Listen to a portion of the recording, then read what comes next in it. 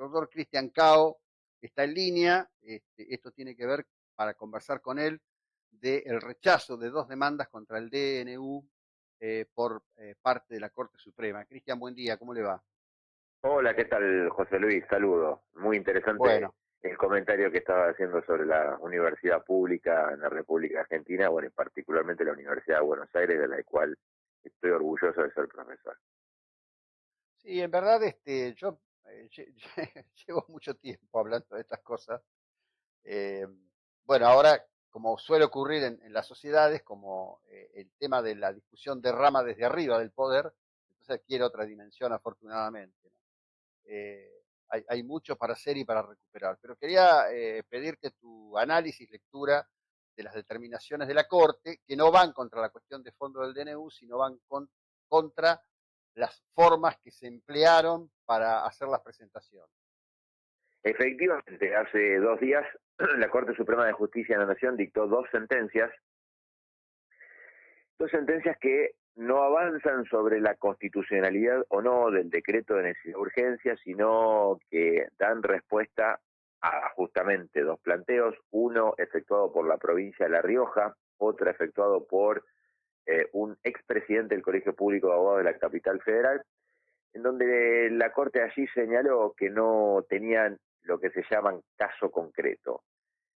Cuando hay caso concreto, cuando hay una relación jurídica o un impacto directo del decreto de necesidad de urgencia en los derechos de, en este caso, o la provincia, La Rioja, o la persona, esta persona que fue presidente del Colegio Público de Abogados de la Sí, sí. capital federal. Frente a eso, la Corte le rechazó el planteo, lo que no significa, insisto con esto, que no pueda en otra causa, naturalmente, o en otras causas, estar discutiéndose sobre el fondo del asunto, sobre si el decreto de necesidad de urgencia 70 del 2023 es constitucional o es inconstitucional. Todo parecería indicar que la Corte, si lo resuelve, lo va a resolver en otros asuntos y no en estos dos que resolvió hace 48 horas. Ujú.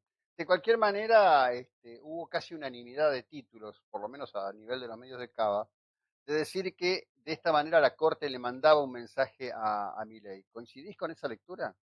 Bueno, las lecturas políticas muchas veces no van de la mano con las lecturas jurídicas.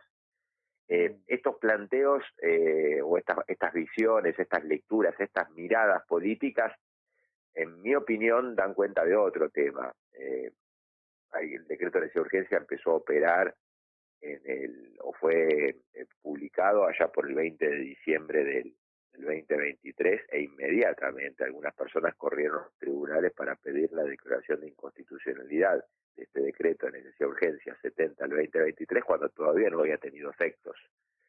Mm. Recordarás que por una decisión, creo, del propio Poder Ejecutivo Nacional, el Ujú. decreto fue publicado, pero empezó a tener vigencia a los 8 días de la publicación en el boletín oficial. Sin embargo, ya Claro. habían empezado algunas personas, instituciones y ciudadanos a recurrir a los tribunales para pedir la inconstitucionalidad. Por lo tanto, es natural que el decreto no haya podido tener efectos y aplicación porque todavía no estaba en vigencia. Y como Ujú. todavía no tenía aplicación, no pudo nunca tener impacto en los derechos de las personas. Y en la República Argentina, los jueces no teorizan, no hacen análisis teóricos, sino que analizan el impacto concreto de las normas jurídicas en los derechos de las personas. Y no lo hubo en estos dos casos, y por lo tanto la Corte resolvió que no había caso en estos dos asuntos, el de la provincia de La Rioja y el del expresidente del Colegio Público de Abogados Jorge Rizzo. Sí, ayer yo vi un recorte de una entrevista que dio el gobernador Quintela, donde dijo, bueno, en definitiva, acatamos, pero que no tiene otra que acatar, es No ridículo tiene casi que otra. lo diga. Creo que es tan ridículo como la presentación, pero bueno. Pero nos vamos a hacer cargo y entonces ahora la provincia con recursos propios va a subsidiar la tarifa eléctrica. Lo que está desnudando este tema, con todas las desprolijidades que haya, porque yo creo que la verdad es que eso de que no tuviera fecha el decreto es un error propio, me parece. No creo que eso fue una cosa hecha inteligentemente, esperando las reacciones, como interpretan algunos. Me parece que alguien no conocía bien la técnica y le erró un poquito. Pero bueno, quedará entre Probablemente. sombras, entre sombras. Ahora, lo concreto es que en todos lados y en todas las discusiones, ¿no? Por ejemplo, yo hablaba de la UBA, pero puedo hablar mucho de la Universidad Nacional de Mar del Plata, que en los últimos años se armó un multimedio. Yo llamo el multimedio Albertito porque el gestor de eso es un dirigente del Partido Socialista Popular o ex Socialista Popular, que se armó un multimedio para dirigirlo él, una FM, un canal de televisión, pagan salarios astronómicos que la actividad privada nunca podría pagar en Mar del Plata. Hay mucha plata corriendo por todos lados y esta situación con todas sus desprolijidades que pueda cometer el gobierno tiene una virtud, está dejando todo esto a la vista. En términos del decreto ya no hay mucho para opinar sobre este asunto que estás planteando. Lo que sí es, en otro, sí se han disparado otras cuestiones, como por ejemplo el tema de las medicinas, el servicio de medicina Prepaga. prepaga, que el día de ayer en la Secretaría de Industria y Comercio de la Nación tuvo que salir a fijar un índice de aumento, dado el aumento desmedido que tuvieron las cuotas de medicina prepaga desde que se aprobó el decreto de necesidad de urgencia. Quiere decir Mm, que si en una primera idea el gobierno tenía, y lo tuvo, la decisión de no intervenir en la fijación de precios mediante la modificación de un artículo muy sensible por parte del DNU, de la ley de medicinas prepagas, que le daba las facultades mm, de fijar el precio de las cuotas. Ahora el gobierno se da cuenta que el aumento fue desmedido, que además advierte una cartelización entre las empresas y por eso sale ahora así fijar cuánto tienen que aumentar el precio de las medicinas prepagas. Pero no es otra cosa que la actividad interventora del Estado y del gobierno cuando advierte que hay algo que no está funcionando bien. Por lo tanto, bueno, son las facultades que tiene. El decreto de necesidad de urgencia en este sentido, en mi opinión, no quita ni agrega nada. Es una facultad que incluso está en la Constitución Nacional, la defensa de la ujú, competencia, ujú. y por lo tanto, bueno, son los avatares de los primeros meses de un gobierno nuevo, ¿no? Claro.